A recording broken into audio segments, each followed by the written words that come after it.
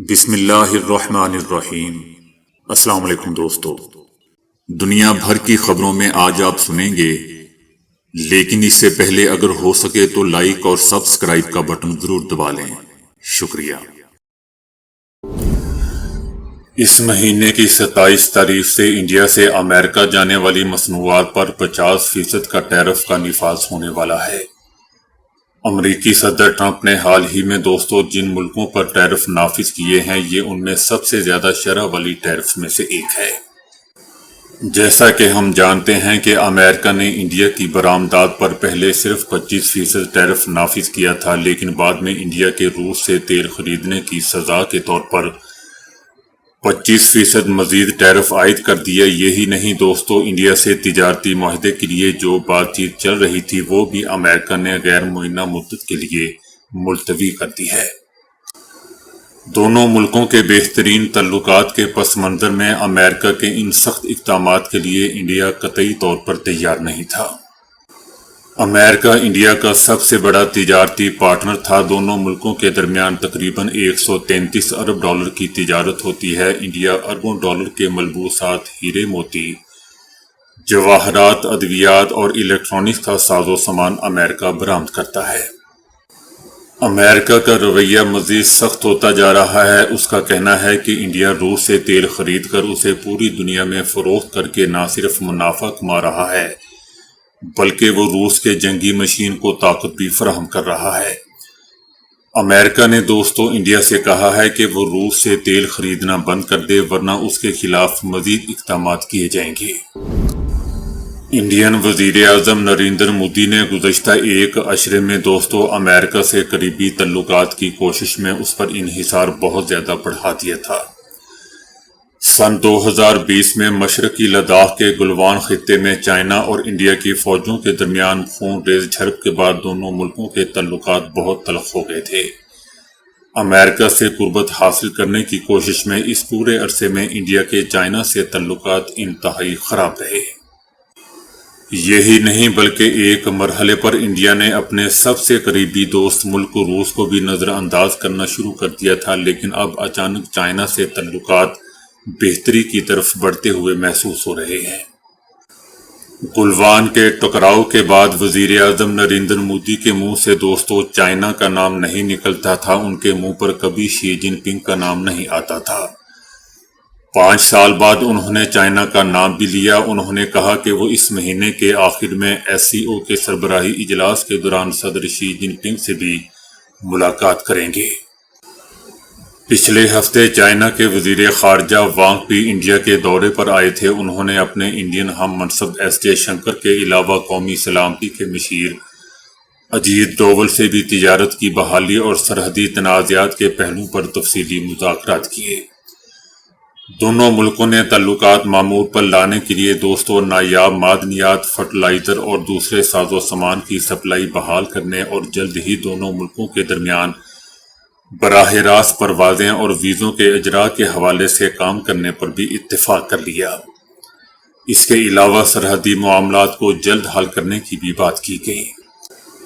کچھ دن پہلے Ajit dual Moscow یعنی روس کے دورے پر تھے۔ اب ایس جے شنکر روس کے ہیں، وہاں وہ روس سے تجارت کو وسیع کرنے کے ایک معاہدے پر بات چیت کریں گے۔ وہ آئندہ مہینوں میں صدر پوٹن کے انڈیا دورے کے بارے میں بھی بات چیت کریں گے۔ چائنا اور روس سے انڈیا کے تعلقات میں اب ایک نیا جوش موڑ دیکھنے میں آیا ہے۔ تو کیا صدر ٹرمپ کے ٹیرف کی افراتفری نے انڈیا کو چائنا اور روس کی طرف دوبارہ دھکیل دیا ہے؟ انڈیا کے اقتصادی ماہرین، اقتصادی مشیر اور پالیسی ساز ایک عرصے سے یہ کہہ رہے تھے کہ چائنا کی سرمایہ کاری کے بغیر انڈیا اپنی معیشت کو تیزی سے آگے نہیں لے جا سکتا۔ انڈیا کو کئی شعبوں میں چینی سرمایہ کاری اور ان کے ساز و سامان کی ضرورت تھی۔ چائنا کی معیشت بھی کچھ کمزور ہوئی اس لیے یہ دونوں ملکوں کے ہاتھ میں تھا کہ وہ تعلقات کو ہی بہتر بنائیں۔ اس کے علاوہ ان کے پاس اور کوئی چارہ کار نہیں تھا۔ جیسا کہ ہم جانتے ہیں کہ امریکی صدر ٹرمپ نے پوری دنیا میں افراتفری پیدا کر دی ہے، پھیلا دی ہے۔ اس کے نتیجے میں ہر ملک کوئی نہ کوئی راستہ تلاش کر رہا ہے۔ انڈیا اور چائنا کے درمیان تعلقات معمول پر لانے کی جو کوششیں گزشتہ ایک سال سے چل رہی تھی وہ صدر ٹرمپ کے اقدامات کی بات اور بھی تیز ہو گئی۔ جس وقت انڈیا اور امریکہ کے درمیان تجارتی معاہدے پر بات چیت چل رہی تھی اس وقت صدر ٹرمپ نے 30 سے زیادہ بار انڈیا پاکستان کا جنگ کا ذکر کیا اور یہ کہا کہ دونوں ملکوں کے درمیان جنگ بندی انہوں نے کروائی تھی۔ انڈیا نے اس کی تردید کی اور یہ معاملہ دونوں ملکوں کے درمیان موجودہ تلخی کا سبب بن گیا۔ اور صدر ٹرمپ کو تو آپ جانتے ہی ہیں، اب وہ بھارت کا کیا حشر کرے گا یہ جاننا ابھی باقی ہے۔ تجزیہ کاروں کا کہنا ہے کہ جنگ بندی میں صدر ٹرمپ کے کردار کا اعتراف نہ کرنے کے سبب روسی تیل خریدنے کا بہانہ بنا کر انڈیا کے خلاف اضافی محصولات نافذ کر دیے گئے۔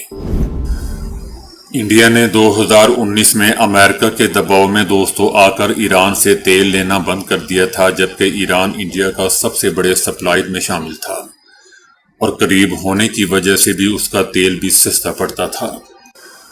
اب اگر امریکہ کے دباؤ میں انڈیا روس سے بھی تیل لینا بند کر دے تو انڈیا معیشت کے لیے بہت مشکل صورتحال میں پیدا ہو جائے گا، وہ تو روڈ پر آ جائے گا اور ہو سکتا ہے کہ ہمیشہ کی طرح کشکول لے کر مڈل ایسٹ کی طرف بھی روانہ ہو جائے۔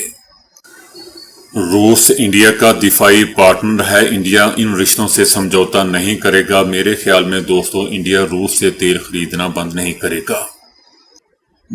تجزیہ کاروں کا خیال ہے یا ان کا کہنا ہے کہ انڈیا کو ایران سے بھی تیل لینا شروع کر دینا چاہیے۔ ایران کسی ملک سے جنگ نہیں کر رہا، اس نے کسی ملک پر حملہ نہیں کیا، اس کے اوپر امریکہ نے یک طرفہ پابندیاں لگا رکھی ہیں۔ اگر انڈیا سخت جواب دینا چاہتا ہے تو اسے ایران سے تیل خریدنا شروع کر دینا چاہیے، لیکن آپ سب جانتے ہیں کہ انڈیا بہت ہی ڈرپوک ہے۔ اس دفعہ جنگ میں انڈیا کی جو پاکستان نے ٹھکائی کی ہے اس کی مثال بھی آپ کے سامنے ہے، اس لیے انڈیا ایسی جرت نہیں کرے گا کہ امریکہ کے آگے کھڑا ہو جائے۔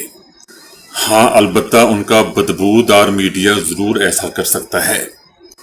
بہرحال انڈیا اور امریکہ کے تعلقات میں جو کشیدگی آئی ہے اس کے نتیجے میں انڈیا نے یہ محسوس کر لیا ہے کہ چائنا سے جو معاملات ہیں ان کو جلد حل کر کے تعلقات معمول پر لانے چاہیے، کیونکہ اگر امریکی ٹیرف پوری طرح نافذ ہو گیا اور اضافی ٹیرف بھی لگا دیے گئے تو اس سے انڈیا کے ایکسپورٹرز اور تاجروں کو تو مشکلوں کا سامنا کرنا ہی پڑے گا، بلکہ اس کا انڈین معیشت پر بھی بہت برے اثرات پڑیں گے۔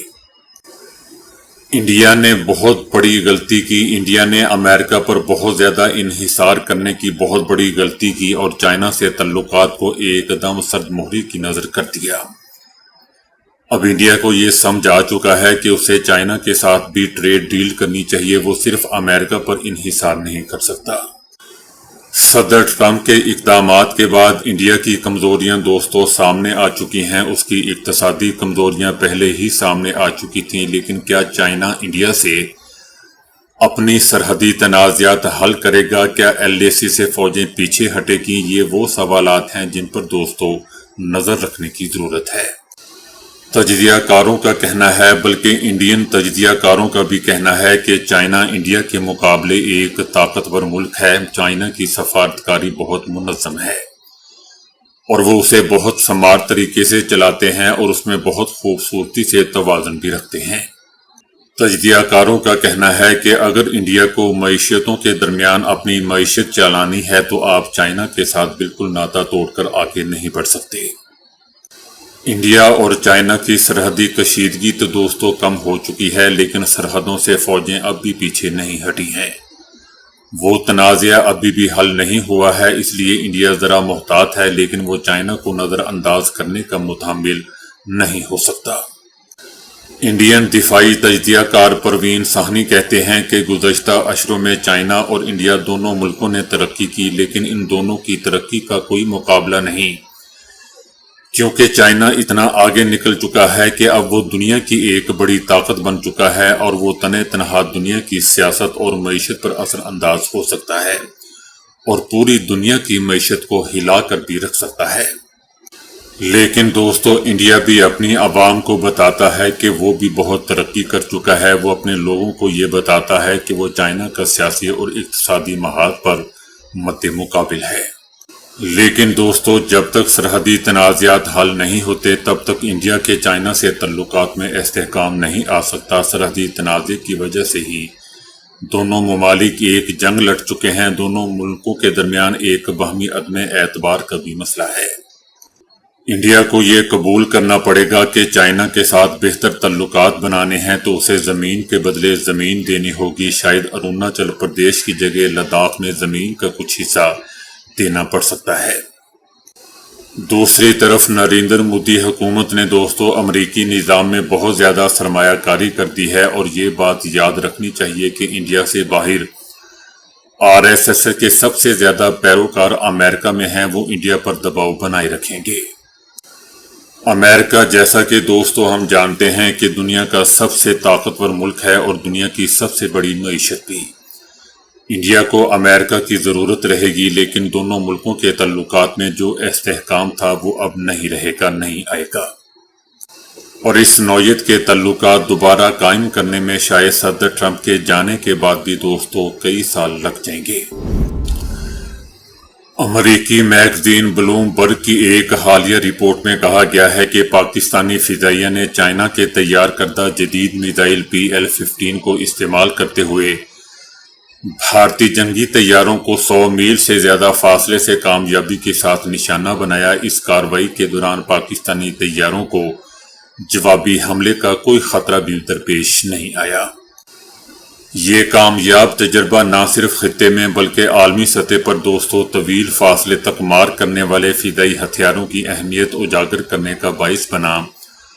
اس کے بعد امریکی فوج کو اپنی فضائی برتری برقرار رکھنے کے لیے فوری طور پر نئی حکمت عملی اپنانے پر بھی مجبور ہونا پڑا۔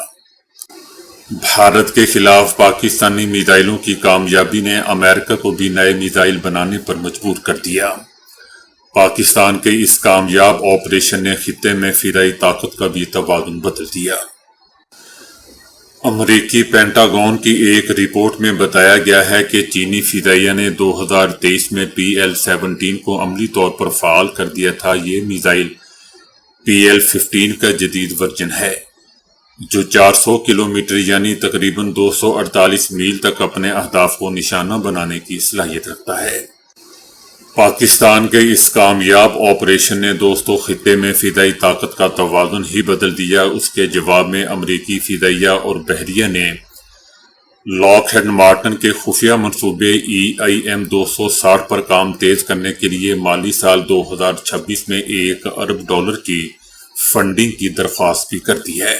امریکی فضائیہ نے کہا ہے کہ پاکستان کے PL-15 کے کامیاب استعمال نے یہ ظاہر کر دیا ہے کہ امریکی فضائی برتری کو چیلنج کرنے والے نئے خطرات اب حقیقی صورتحال اختیار کر چکے ہیں۔ ان خطرات سے نمٹنے کے لیے ایک جدید اور زیادہ مؤثر میزائل کی تیاری ناگزیر تھی۔